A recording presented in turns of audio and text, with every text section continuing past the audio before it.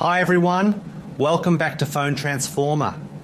In this video, I'm going to show you how to download GTA San Andreas on Android safely and properly using the official method so you can play the game without issues.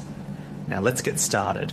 Step 1, open the Google Play Store on your Android phone. This is the safest place to download the official version of GTA San Andreas without any risk of viruses or corrupted files. Step 2, tap on the search bar at the top of the screen and type GTA San Andreas. This will bring up the official Rockstar Games version of the game. Step 3, select the official GTA San Andreas by Rockstar Games from the search results. Make sure the developer name is correct so you avoid fake or unsafe copies of the game. Step 4, tap the buy or install button depending on your region. The game is paid, so you may need to complete a quick payment before downloading.